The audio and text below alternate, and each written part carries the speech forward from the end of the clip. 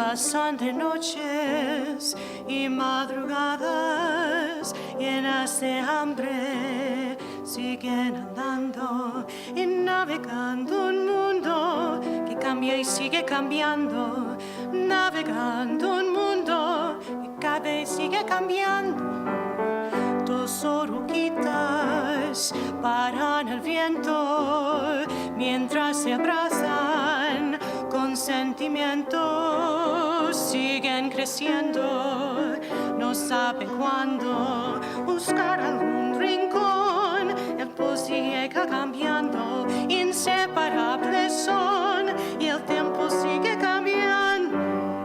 Ay, oruguitas, no se aguanten más, hay que crecer, hay parte volver, hacia adelante seguirás, viene milagros, viene cristalinas, hay que partir y construir su propio futuro. Ay, mariposas, no se aguanten más, hay que crecer y hay parte volver, hacia adelante seguirás, viene milagros, viene cristalinas, hay que partir y construir su propio futuro.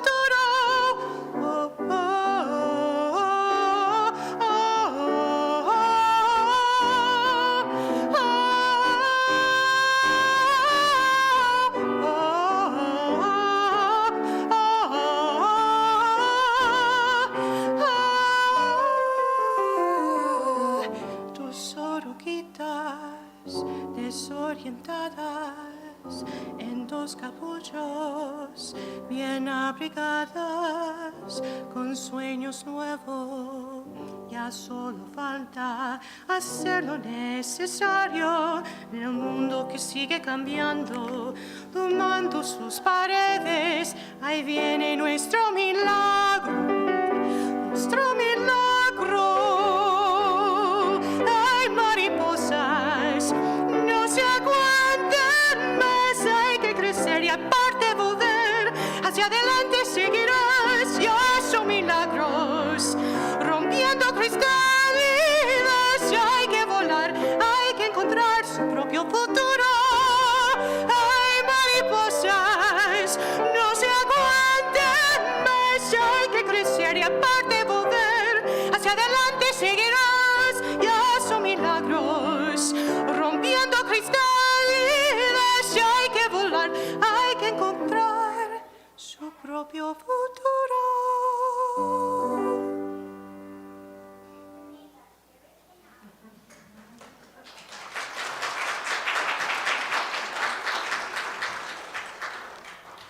Thank you, Lacey and Rick. Good morning. Come, come, whoever you are welcome here. No matter your age, your size, the color of your eyes, your hair, your skin, you are welcome here. No matter your gender, whom you love, how you speak, or whatever your abilities, you're welcome here. You're welcome here, whether you come with laughter in your heart or tears. You are welcome here. No matter what you've experienced in the past, no matter what awaits you in the future, you are welcome here. Whether you believe in God all of the time, some of the time, none of the time, you are welcome here. This is a community of open minds, loving hearts, and willing hands. You are welcome here at South Valley Unitarian Universalist Society. And good morning. My name is Brenda. My pronouns are she and her. I have a really, really close friend in the hospital having surgery right now. So please send, as usual, beautiful, positive energy out, and some will go to my friend, I know. Our worship team is Ash Rowan, who will be really being our minister today, so thanks, Ash. And our minister is having a day off.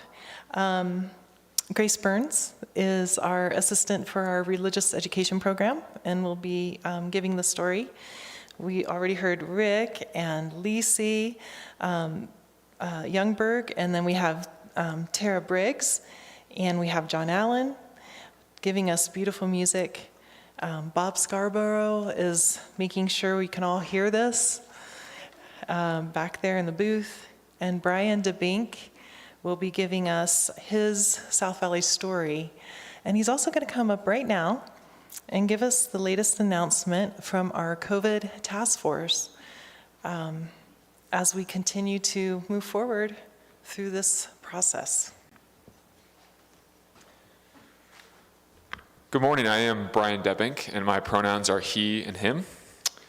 And as you might have noticed, I'm not wearing a mask today. I think I was told that there's still a sign on the door that says masks required. Masks are now optional. For service, this will include the big event. For small classrooms, we are comfortable here, even though there are many people, because there is good ventilation in this room. Smaller groups are smaller, but we still do encourage, as we can, keep windows open, good ventilation. That is always a good thing. We've become more aware that pathogens exist, and so there are great reasons to leave a mask on. So if you are more comfortable wearing a mask than not wearing a mask, highly, highly encourage N95 masks if you are concerned. That said, I want to give a couple of the rationale that the COVID task force used.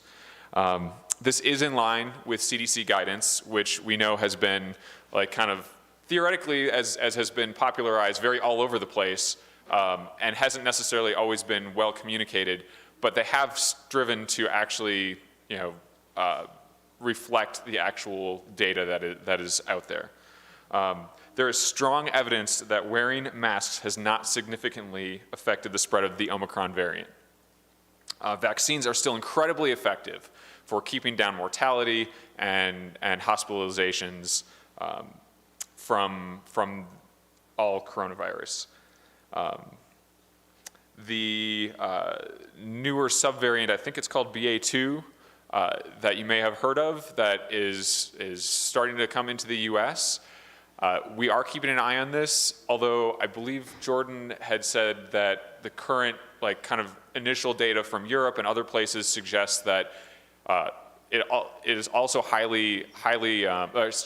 vaccines are highly effective in the same sort of way against that, and also previous infection is also highly effective in that same kind of way. And which would also suggest that wearing masks will also not be as effective.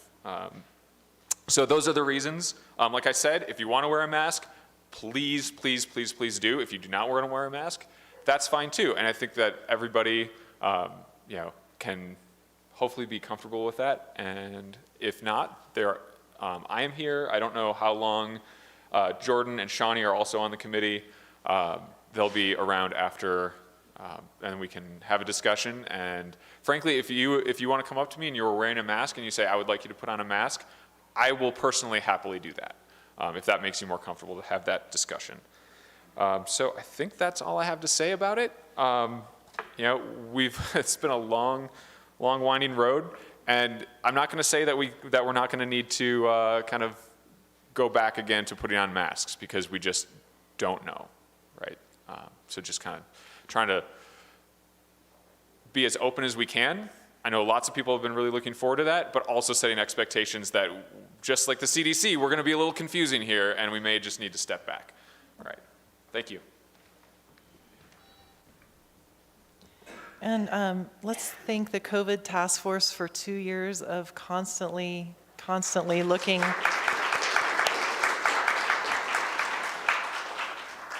Yeah, okay. And if you're here for the first time, we want to extend a really warm welcome. We're glad you found us. And there's a lot of ways to get connected in this community. It's a very vibrant community. We have a website that has a lot of information. There's, if you did the, what's that code called? QR code when you came in. Then there's connection card for telling us who you are and if you want somebody to reach out to you. There's pastoral care available through our team and through our minister. And so please do, look for the committees that we have and just look at the things you might want to join in with. We have a wonderful religious exploration program. And the children will be going down after the story today. Grace will be taking them down, and we have teachers that work with them each week. And the Happenings newsletter is a wonderful way to know what's going on, and that's through email.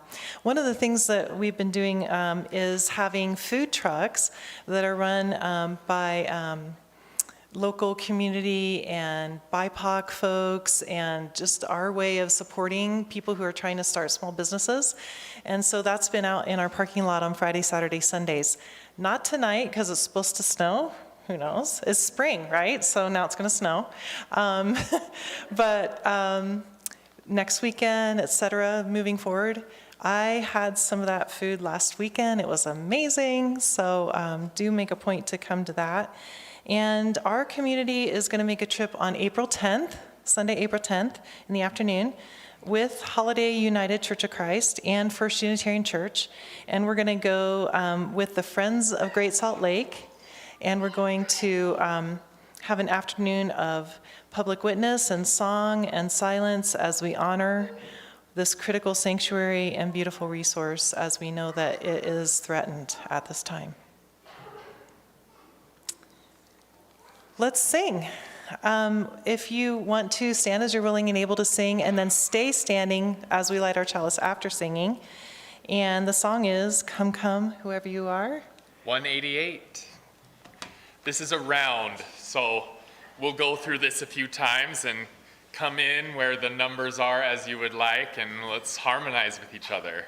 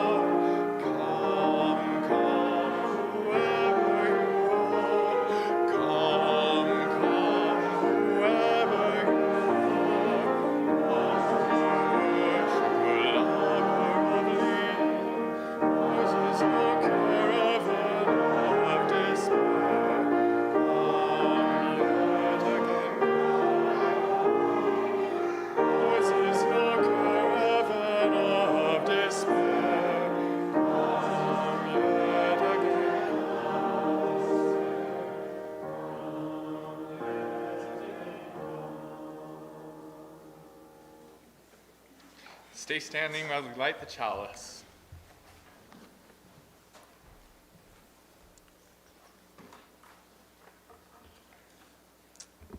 Let us light our chalice.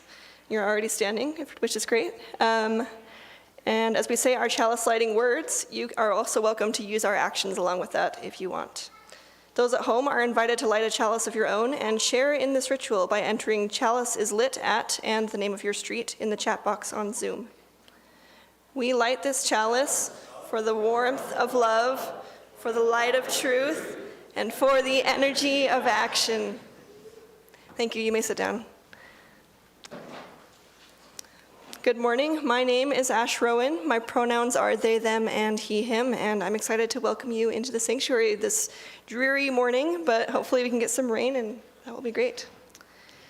As we gather this morning, I do want to acknowledge that we do so gathering on this ancestral and current homelands of the Shoshone, Paiute, Goshute, and Ute tribes.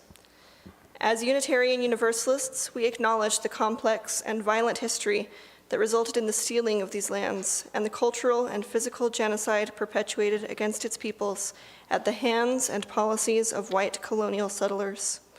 We commit ourselves to undoing these harms, and we seek to authentically and with honesty engage in the necessary work that will produce justice for those disenfranchised, and the work that promotes healing for the whole of the earth and all its peoples.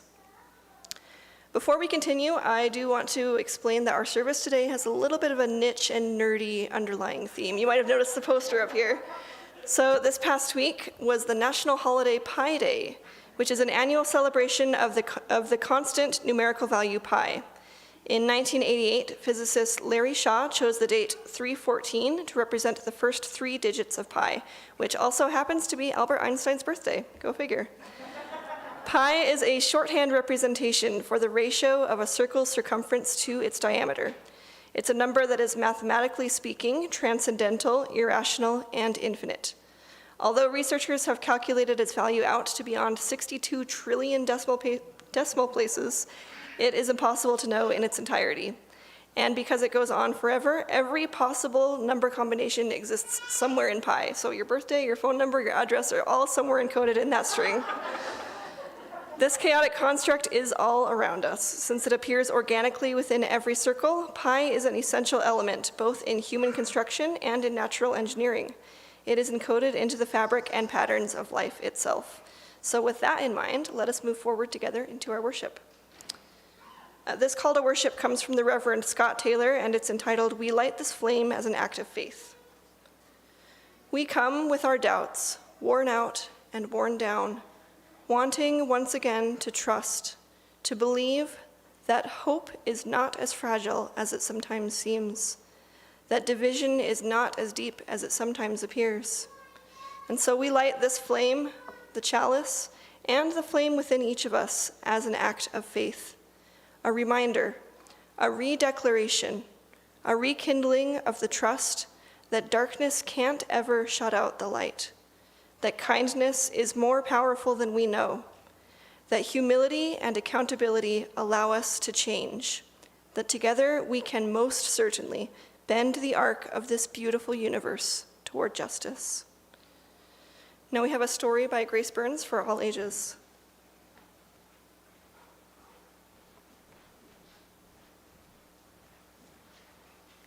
Good morning. My name is Grace Burns. I'm the Religious Exploration Assistant. My pronouns are she, her. Before I get started into the children's story, I have a little bit of an announcement. So Rob Carlson is our Director of Religious Exploration, and he's not here today. So we're looking for one more adult volunteer to help with our kindergarten through 5th grade class today. We're going to make friendship bracelets. I see you raise your hand. Okay, thank you. Okay, perfect. So our story today is called Just Like Heaven, and it's written by Patrick McDonald. One day, Mooch sat under his favorite tree, and he took a nap, as cats often do. While he slept, a deep fog slowly crept in and covered everything. Mooch awoke. He looked left and saw nothing. He looked right and saw nothing. Up, down, all around, nothing.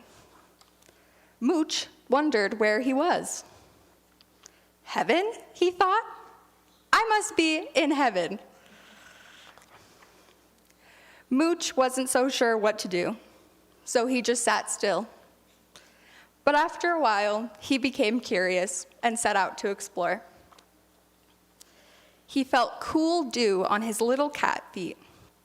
He smelled a sweet perfume from the flowers and heard music in the air from the birds.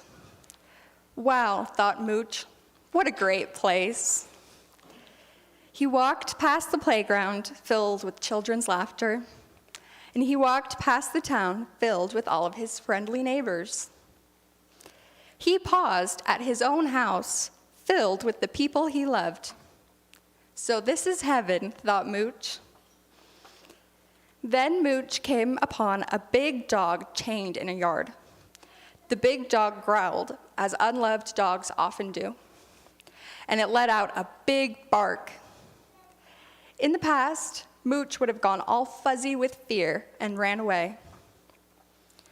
But here and now, Mooch wondered, what would you do in heaven? So he opened up his arms and said, Hug time.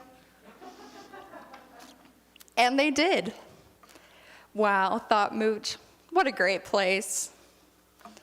Mooch continued exploring until he ended up back at his favorite tree. And he took another nap, as cats often do. Slowly, the fog lifted, and the sun shone through. Mooch awoke to find his best friend Earl sleeping under their favorite tree.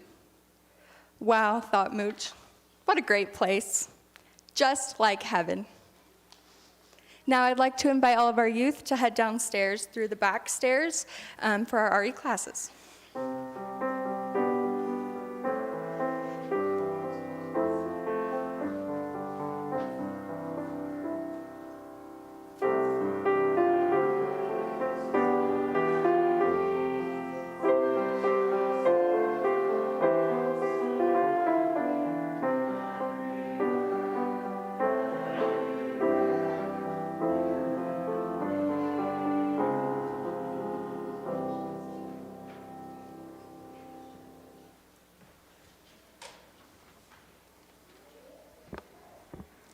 This community, our church, and its many ministries are only made possible by the gifts that all of us give.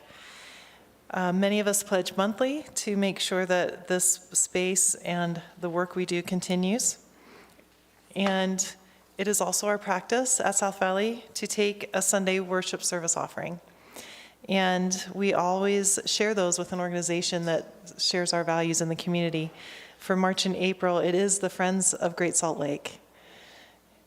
They do, since 1994, work that preserves and protects the Great Salt Lake ecosystem and increasing all of our awareness and appreciation of the lake, and do advocacy and research. They touch the lives of thousands of Utah children and youth through their Lakeshore Learning Program and summer camps, and they continue to have an issues forum with constructive dialogue about how we can save this great resource.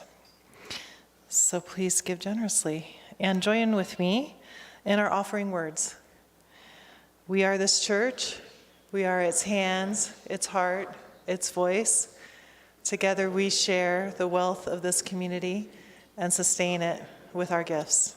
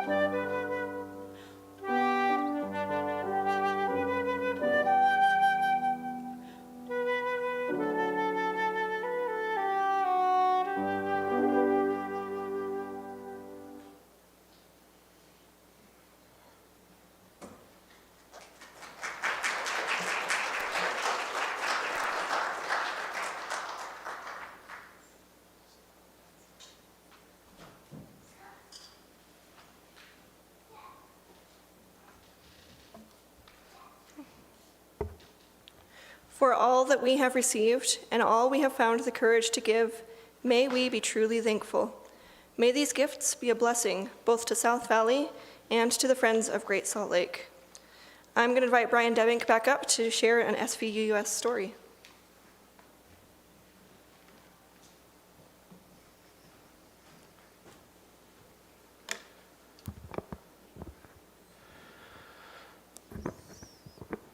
I've been asked to give my South Valley story this morning in hopes that you will make the decision to give even more money than you just gave during our offering. And if you haven't given during the offering yet, pull out your phone. There's a QR code in your hymnal. So my family moved to Salt Lake about a little less than 5 years ago, and we've been part of this community for a little over 4. We came to South Valley because we hadn't yet found our spiritual home in Utah. We stayed because of the fabulous RE program, which at that time was bustling with kids, and which our RE staff is very quickly, I can see, building that momentum back up. And that includes our paid staff and our volunteers who have been so remarkably resilient throughout. Right, our pandemic times. And also for the community that is truly living, I believe, UU values in the spirit of mutual respect, openness to others' ideas, and really and truly being as welcoming as possible. Although, of course, we always have more work we can do there. So that was 4 years, so 6 months with Reverend Patty, and I have a history of kicking ministers out the door right when I get there. And then 2 years of very intentionally disruptive time during interim. That's what interim is for, is to like kick us in the pants and make us uncomfortable and refigure out what we're all about, which I think that we did a really good job of as a community. And I just want to thank everybody for engaging that process who was here at the time and everybody since who has found us. And then the last 2 years of unintentionally disruptive, settled ministry with the fabulous, I've used that word a couple times now, Reverend Laura. And I'm sorry that she can't be here today because I have so much respect for her.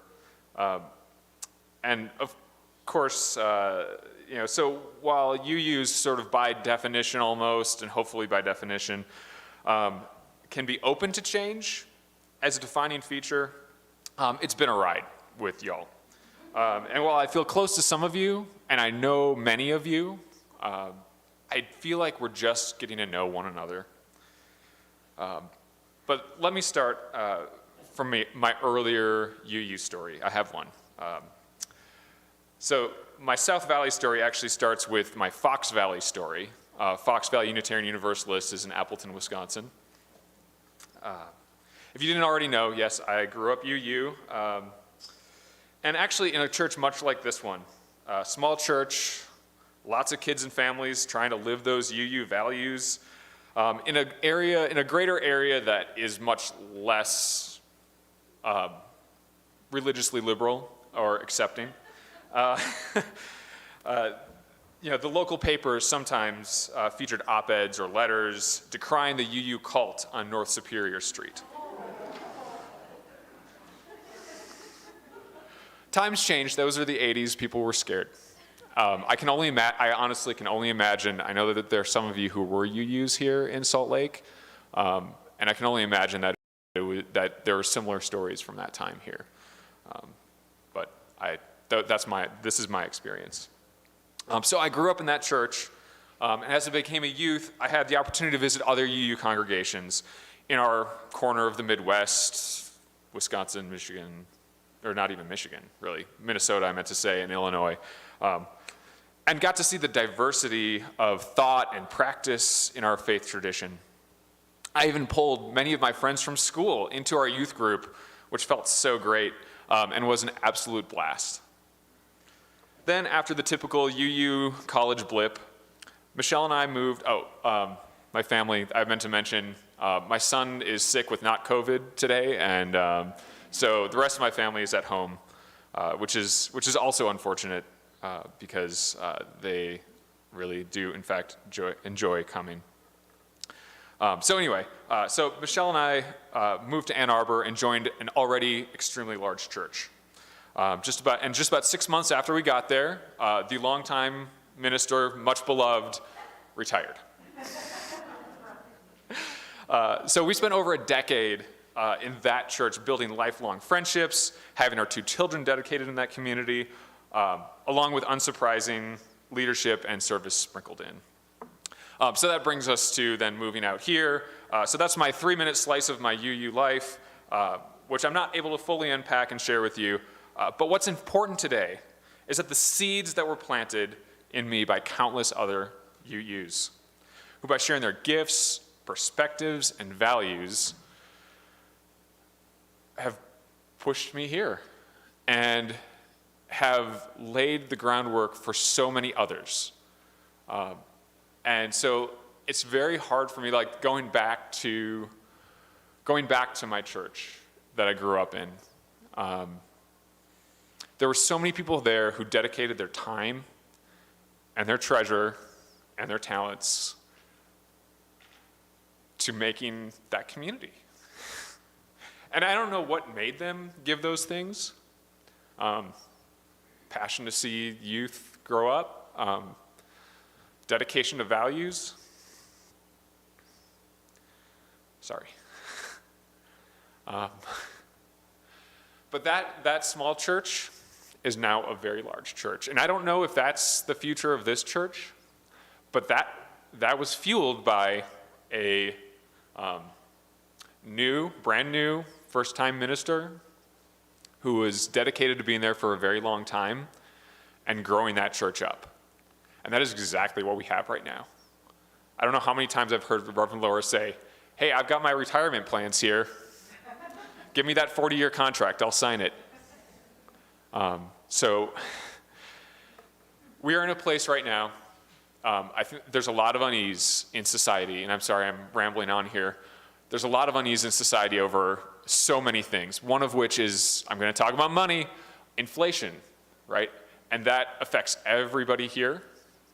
Your paycheck may or may not have gone up. You may have lost a job. You may be insecure. But it also affects the treasury of our community. And so I'm really asking everybody here, on the one hand, to give as much treasure as you feel comfortable, and then give a little bit more until it feels better. In no particular order here, I'm going to throw up this thing. I don't think we have more of these. I just printed this out at home. This is a UU guideline for giving. You know, I think the predominant religion would just say, have a big 10%, right? So you're supposed to give 10%. 10% shows up down here in the transformer in the very high income bracket of $500,000, right? So there's a range from 2% to 10%, and this can be found on the UUA website. I've got a copy if you want to come look at it. We may be able to get more of them. I don't know. We'll figure out if people want this as a guideline. There's really a range of options, and it really starts from, if you're brand new, honestly, if you're brand new, don't feel compelled to give, right? We love having more people here and enjoying what we are providing and enriching our community. If you have been, if you have been here for a little bit, we would highly encourage both financial support, and I'll talk about it in a second, giving of your time. But anyway, so there's a range of money you can give. I know people don't like that, but if you just want to turn out your pockets and leave them on the floor, our ushers and Brenda and myself will come and pick it all up at the end, and then we'll talk about how we're going to sell those IDs on the black market. So the second part is your time. And I'm going to combine time and talent because really when you have a talent and you're passionate about that talent and that is your calling, that's what you're going to feel connected to. And our goal in this community, and actually the board just talked about this on Wednesday, it's to connect people with their passions and their callings. And that's going to be a big emphasis for this next year. As we've all been more removed, we've all been a little bit more separated from our communities in general, not just this one, reactivating everybody's energy to rebuild our community and build it up even bigger and build that beloved community. So with that, that's my South Valley story, and I will turn it back over to Ash and Brenda. And there are physical copies of our pledge and the pledge form. I guess we call it the 3T form: time, treasure, talent, and it lets us know how you can get connected, and people can follow up with you later. There's very specifically a digital version of that, and I believe it's also in our digital order of service, connected there somewhere. Anyway, talk to Scott. He is there in the second row. Talk to me afterwards, and we'll get you set up. All right, thank you so much.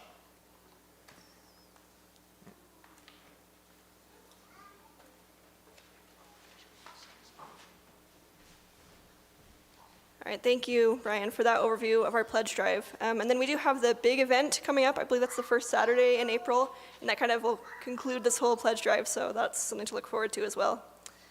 Let's move now into the sharing of joys and sorrows.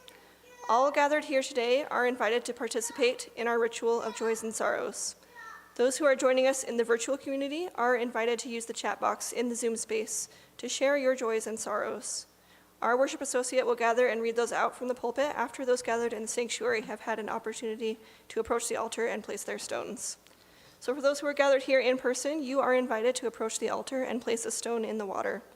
Feel free to pause as you select your stone and gently place it in the water bowl. You are invited to practice this ritual in silence. John will share the gift of his music with us during this time. At the close of the ritual, when all who wish to have added their stone, we will add one final stone to represent those joys and sorrows, which are unexpressed but still held in kindness. Those gathered here in body may now begin to process up to the table. Please approach via the right aisle and return to your seat via the left aisle.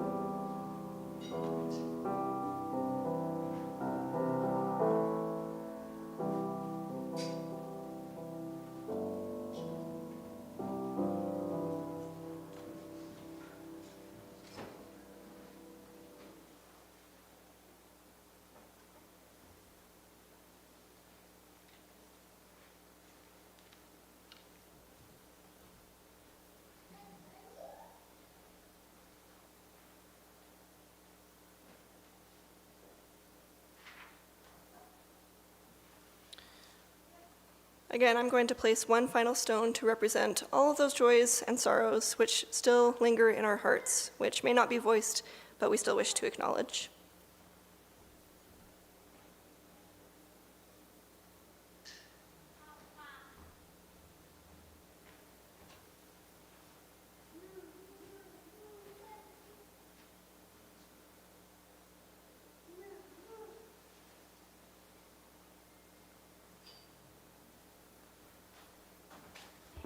All right, Brenda had to take a phone call.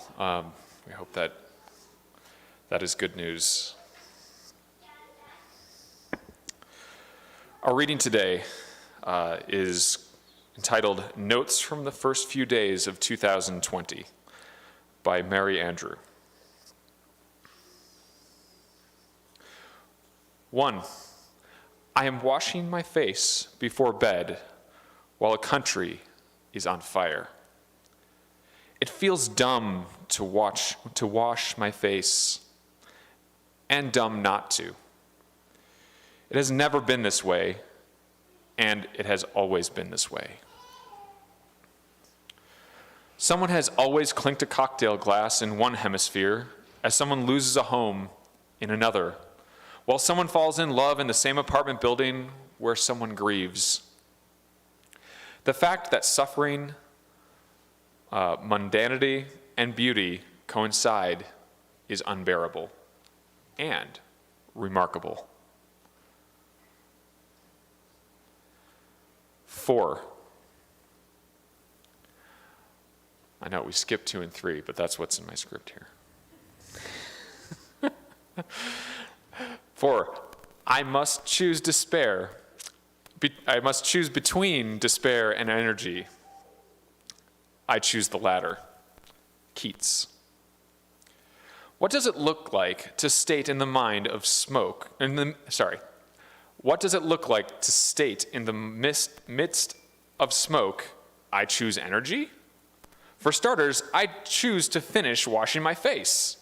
Then I choose to look, not away, but toward. I choose to trust, first in goodness, then in people I know, then in people I'll never meet, always in myself. 5. I choose to eat less meat and dairy, even though, yes, there are zillions of other ways to help the planet, but that should never stop me from doing one thing, and I care about cows and koalas, and my cat, and the pigeons she watches.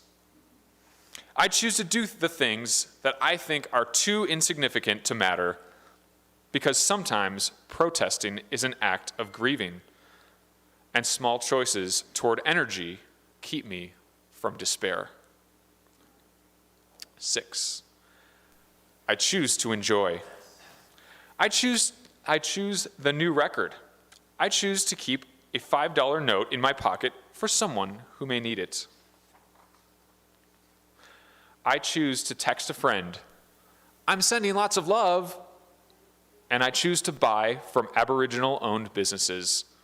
And I choose to show up at a birthday party because grief and celebration often happen in the same night.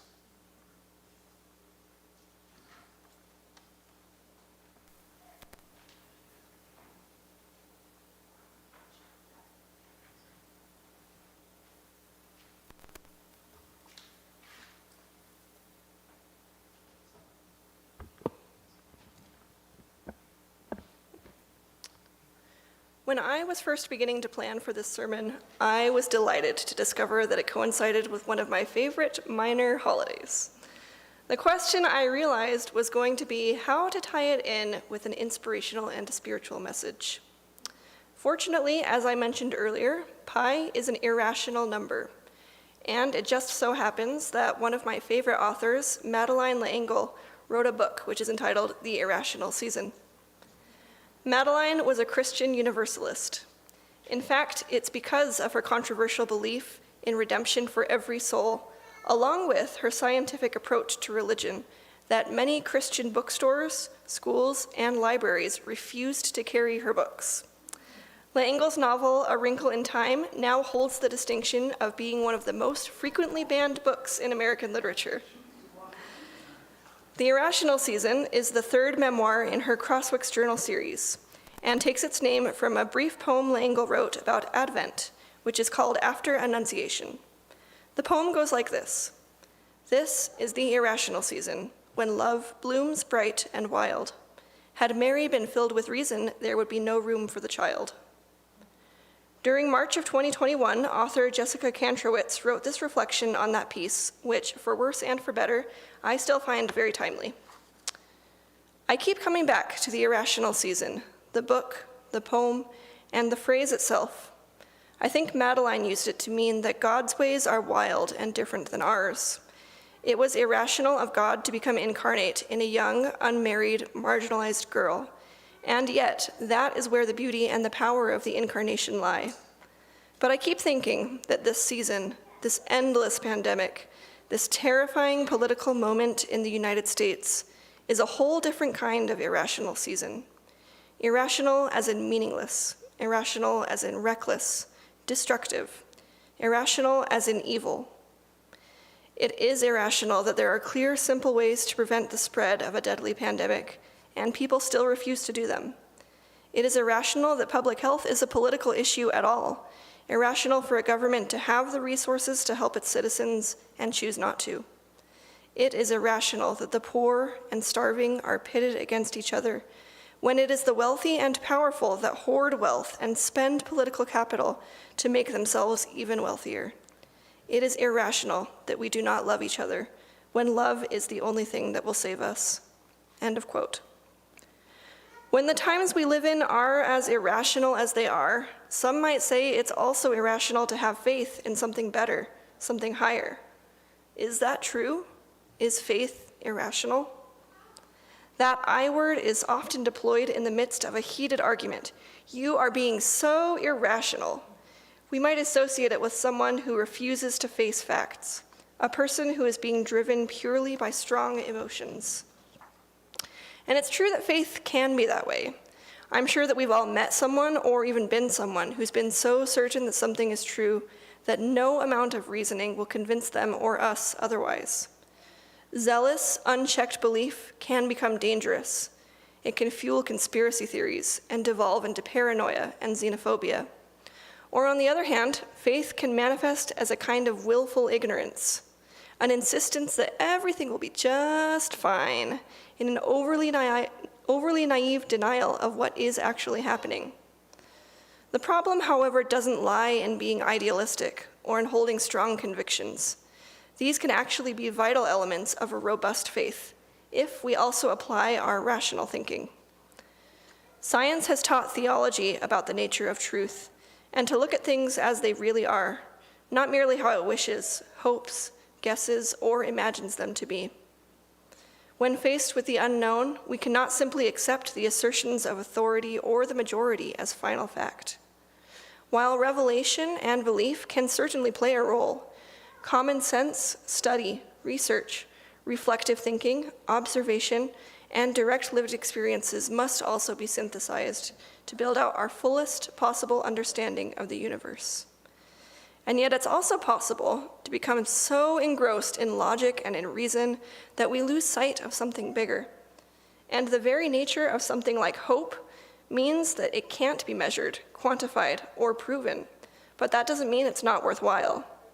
So what if we think of faith as something that's extra-rational, in the way that something might be extraordinary?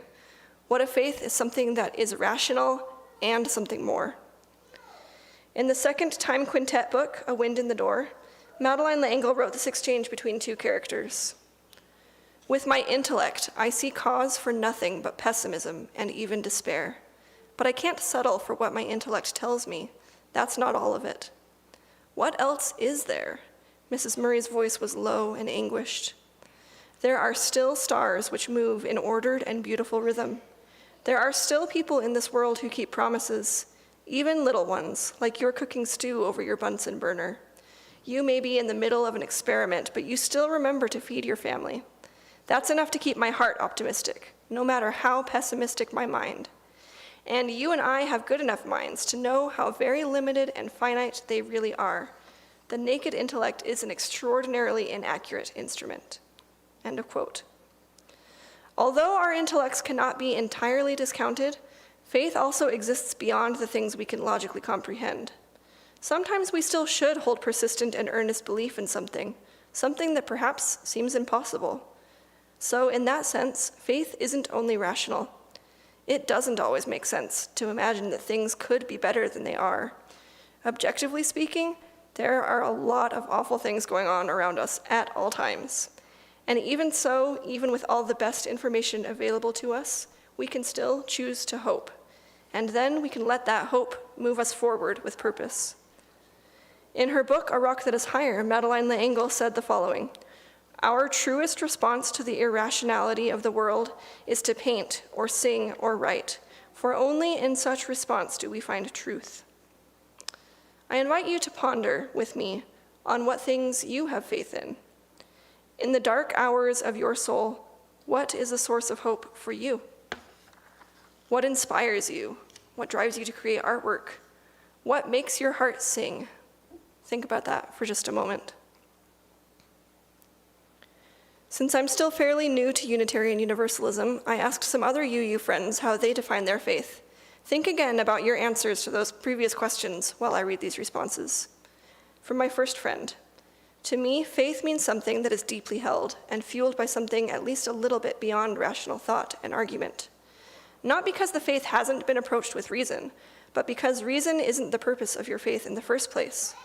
It adds something into your life that isn't always fully describable or quantifiable, but it's something that you feel a connection with regardless." From my second friend: "To me, faith is the stuff that all my relationships are made of, the material that the interconnected web of life is made of. It's what my prayers are made of, and it's what makes me want to serve others as the principles tell me to. It's kind of like energy to me." From my third friend: "I personally understand faith to be an act of abiding in love.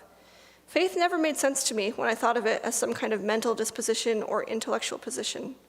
I've since come to understand faith as deeply embodied. For me now, faith is the spirituality expressed through living out the love of one's neighbor and one's siblings in this world." Much like pi, one of the best applications of faith is using it to draw circles. When love drives the fuel of our faith into action, we are brought into deeper, more meaningful relationship with ourselves, with the earth, and with our communities.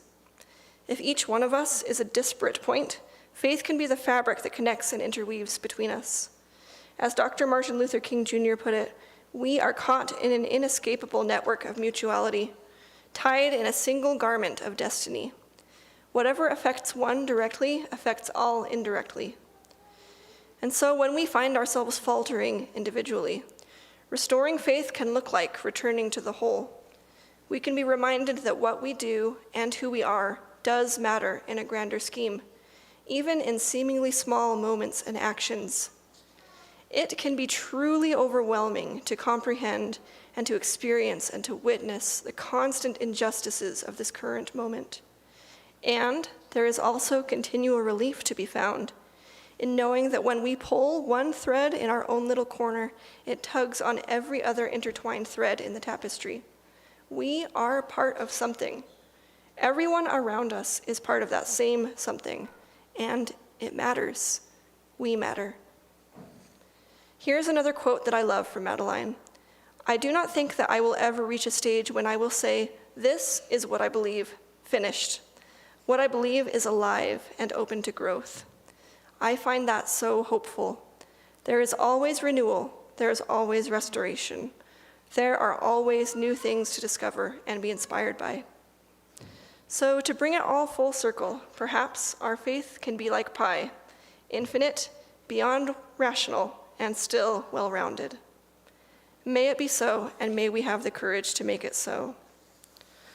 Now I invite you to stand with me as we sing our closing hymn, number 6.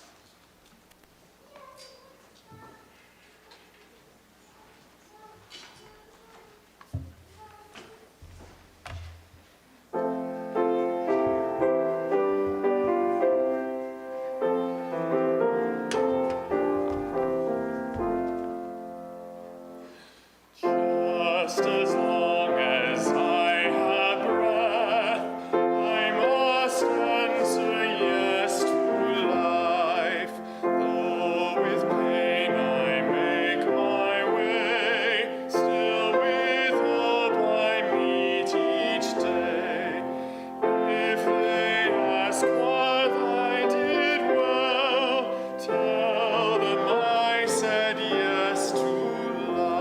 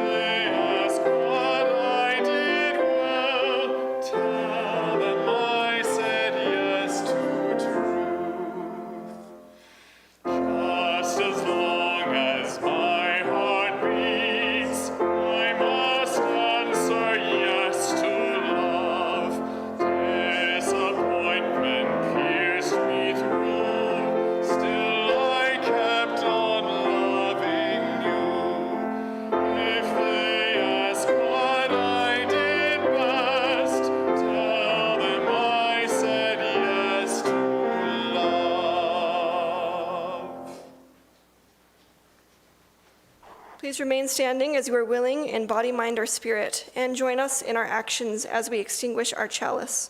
The words are in your order of service, and you are invited to say them out loud with me. We extinguish this chalice, but not the warmth of love, the light of truth, nor the energy of action. We hold each other in our hearts until we meet again.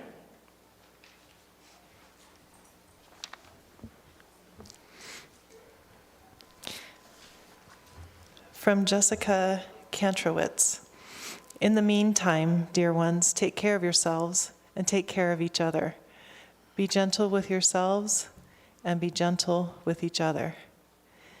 We might not be able to convince others to save us, but we can love each other as best we can. We can keep vigil for each other as best we can. We can stay present for ourselves and each other as best we can. And maybe we will find that we have created a new season of love, of perseverance, of interrelatedness, a season of a better kind of irrationality than the one we were given.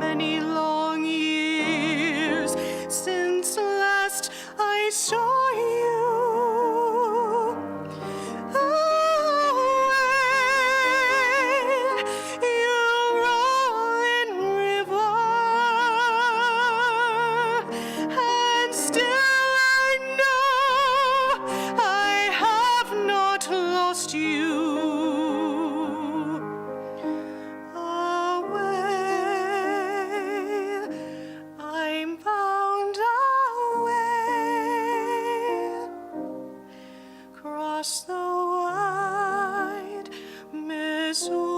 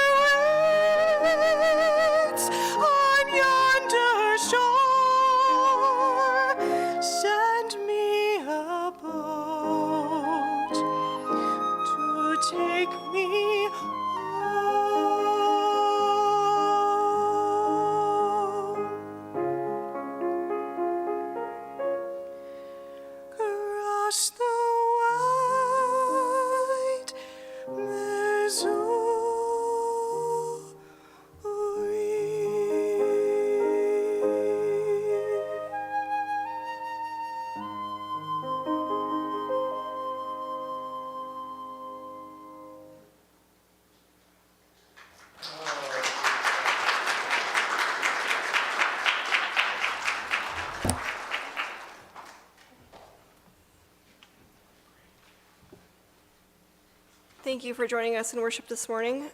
Please feel free to join us for our social hour here in Sanctuary now. Go in peace.